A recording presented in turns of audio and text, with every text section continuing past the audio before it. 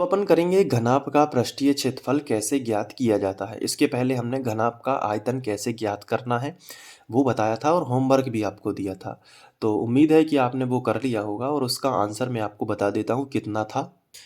तो उसका आंसर भी 24 सेंटीमीटर घन होगा, ठीक है, क्योंकि वो सेंटीमीटर में दिया गया था तो आप उसको मिला लेना। तो अब हम बात करेंगे कि पृष्ठीय क्षेत्रफल कैसे ज्ञात करना है। जैसे हमें कोई घनाभ दिया गया है और यही वाला ले लेते हैं जिसका हमने आयतन ज्ञात किया था। अब हम इसी में पृष्ठीय क्षेत्रफल ज्ञात करेंगे। तो ये घनाभ है और इसकी हमें लंबाई चौड़ाई ऊंचाई दी गई है। लंबाई दी गई है 4 सेंटीमीटर, चौड़ाई दी गई है 2 सेंटीमीटर और ऊंचाई दी गई है 3 सेंटीमीटर। और अब हमें इसका पृष्ठीय क्षेत्रफल ज्ञात करना है। क्या ज्ञात करना है? पृष्ठीय क्षेत्रफल। तो हम सबसे पहले आपका यही रूल होगा कि लंबाई चौड़ाई और ऊंचाई तीनों को ए बी सी से प्रदर्शित कर देते हैं। तो आपको लिखना है ए बराबर 4 सेंटीमीटर। फिर इसके बाद जो बी है, बी और सी, ये तीनों आपको सबसे पहले लिखना है। लंबाई चौड़ाई और ऊंचाई, चौड़ाई कितनी है? 2 सेंटीमीटर, तो आप यहाँ पे लिखोगे 2 सेंटीमीटर। और ऊंचाई कितनी दी गई है? 3 सेंटीमीटर, तो आप यहाँ पे क्या लिख दोगे? 3 सेंटीमीटर। तो लंबाई चौड़ाई ऊंचाई तीनों चीज़ें आपको लिखना है। अब आपको हेडिंग लगाना है घनाभ का पृष्ठीय क्षेत्रफल। तो सबसे पहले मैं आपको बता दूं कि घनाभ का पृष्ठीय क्षेत्रफल होता क्या है। तो मैंने आपको बताया था कि ये एक घनाभ है जिसकी 6 फलकें होती हैं, 12 किनारे होते हैं और 8 शीर्ष होते हैं, 4 यहाँ पे और 4 यहाँ पे, ठीक है। तो अब इसका पृष्ठीय क्षेत्रफल क्या होगा? जैसे मैं आपसे कहूँ कि इसके ऊपर कलर आपको करना है, बानस करना है, पेंट बार्निश कुछ भी करना है, तो आप कैसे कैसे करोगे? ये वाली फलक आप पूरी यहाँ पे पेंट करोगे, फिर ये वाली। तो जहाँ जहाँ आप पूरा बानस यहाँ पे करोगे या कोई भी कलर से पेंट करोगे तो इसके पूरे पृष्ठ पर करोगे, तो ये इसका पूरा पृष्ठीय क्षेत्रफल होगा। इसका क्षेत्रफल, इस पृष्ठ का क्षेत्रफल, इस पृष्ठ का क्षेत्रफल, इस पृष्ठ का क्षेत्रफल, इसका, फिर ये पृष्ठ, फिर ये पृष्ठ, फिर ये, मतलब सब पृष्ठों का क्षेत्रफल कुल मिला के कहलाता है पृष्ठीय क्षेत्रफल। तो यहाँ पे आप इस पृष्ठ का क्षेत्रफल, इसका, तो जो मैंने अभी आपको एग्जाम्पल से बताया है ये कहलाता है पृष्ठीय क्षेत्रफल। और इसका जो है फॉर्मूला कैसे बनेगा तो मैं आपको बता देता हूँ। ये लंबाई गुणित चौड़ाई, लंबाई गुणित चौड़ाई पहले पृष्ठ में होगा, तो वैसा ही यहाँ पे होगा लंबाई गुणित चौड़ाई। वैसा ही क्या होगा? यहाँ पे होगा लंबाई गुणित चौड़ाई। वैसा मतलब लंबाई चौड़ाई ही है सब जगह। तो मतलब ये होगा, इसको आप यहाँ पे भी समझ सकते हो कि जैसे ये है अगर ए, पूरा यहाँ से लेके यहाँ तक क्या है? ए, और ये है बी, तो ये जो पूरा है इस आयत का क्षेत्रफल क्या होगा? ए गुणित बी। तो अगर ये वाला ए है तो ये भी क्या होगा? ए, और ये भी क्या होगा? बी।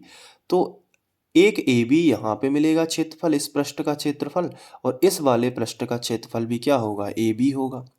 तो A B plus A B, कितना ए बी होगा? 2ab। इसी तरीके से ये 2bc होगा क्योंकि ये वाला c है, तो ये b गुणित c होगा, लंबाई गुणित चौड़ाई इसका क्षेत्रफल, तो ये भी तो b गुणित c होगा। तो इसी तरीके से हमें मिलेगा 2bc और इसी तरीके से मिलेगा 2ca। क्या मिलेगा? 2ca, है ना, ये वाला पृष्ठ, आगे वाला और ये। तो अगर हम 2 को कॉमन निकालें तो पृष्ठीय क्षेत्रफल बनेगा 2ab plus bc plus ca, इसी तरीके से मिलेगा ना। तो पृष्ठीय क्षेत्रफल का सूत्र आज से आपको ध्यान रखना है 2ab plus B C plus C A. और घनाभ का आयतन क्या होता है? a into B into C, ये घनाभ का आयतन होता है।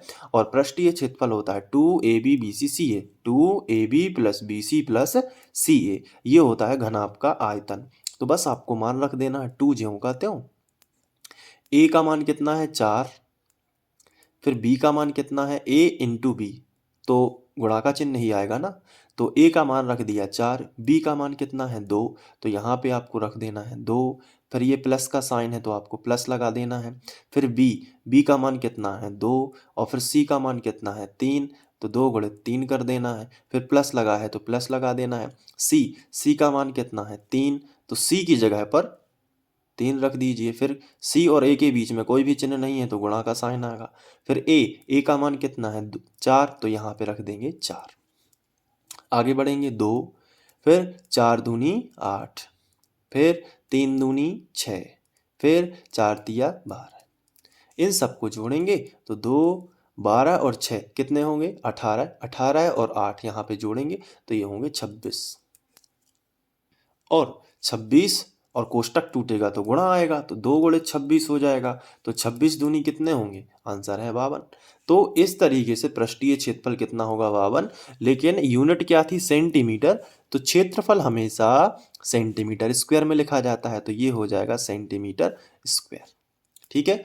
तो जो भी आप कभी भी क्षेत्रफल आप निकालोगे तो वर्ग लगाओगे, सेंटीमीटर वर्ग में लिखोगे, और अगर आप आयतन निकालोगे तो सेंटीमीटर घन। अगर आपने आयतन निकाला होता तो सेंटीमीटर घन होता, और यहाँ पे अगर मीटर में दिया होता तो मीटर घन होता। अभी यहाँ पे सेंटीमीटर है और हमने क्या निकाला है? क्षेत्रफल। तो क्षेत्रफल हमेशा किस में होता है? वर्ग में, जबकि आयतन किस में होता है? घन में। याद रखिए इस चीज को। तो अब हमने घनाभ का पृष्ठीय क्षेत्रफल कैसे निकाला जाता है वो भी देख लिया। अब मैं आपको यहाँ पे एक सवाल देता हूं, तो इसको आप कर लेना। तो ये एक मैंने क्वेश्चन दिया है, आप इसको एक बार प्रैक्टिस कर लेना। पृष्ठीय क्षेत्रफल निकालना है तो आप इसको जरूर कर लेना। जो भी आंसर है आप इसका कमेंट बॉक्स में मुझे बताना, ठीक है। तो बस छोटी छोटी सी एक्सरसाइज हम लोग पहले कर लेंगे तो वार्म अप हो जाएगा अच्छे से, और हम प्रश्नावलियों को बहुत अच्छे से सीख पाएंगे। तो चलिए अब आप इसको अच्छे से कर लेना। एक बार आप स्क्रीनशॉट ले सकते हैं, इस क्वेश्चन की हेल्प से आप इसे कर सकते हैं। तो प्रैक्टिस जरूर करते जाइएगा। Thank you.